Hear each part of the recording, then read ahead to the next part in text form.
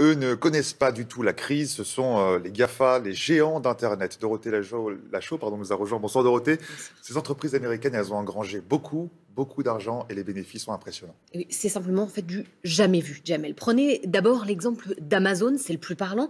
Son chiffre d'affaires a bondi de 40% entre avril et juin. Et regardez, son bénéfice net a atteint 5,2 milliards de dollars, soit 2 fois plus que l'an dernier. Alors, si on regarde du côté du géant Apple, malgré la fermeture des magasins, son chiffre d'affaires a augmenté de 11%. La même progression qu'on a constatée pour Facebook, dont les résultats du second trimestre atteignent 18,7 milliards de dollars, et ce alors même que les experts du secteur prévoyaient plutôt un recul. Et comment on peut l'expliquer?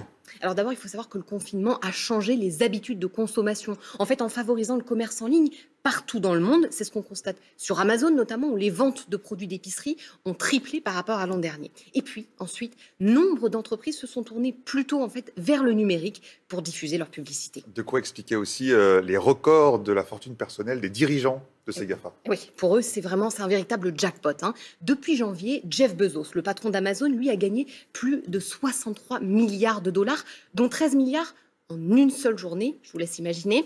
Quant à Mark Zuckerberg, le dirigeant de Facebook, lui, sa fortune aurait progressé de 9,1 milliards de dollars. Il intègre par conséquent le top 3 des personnes les plus riches du monde, avant Bill Gates. C'est impressionnant. Merci beaucoup Dorothée pour toutes ces précisions.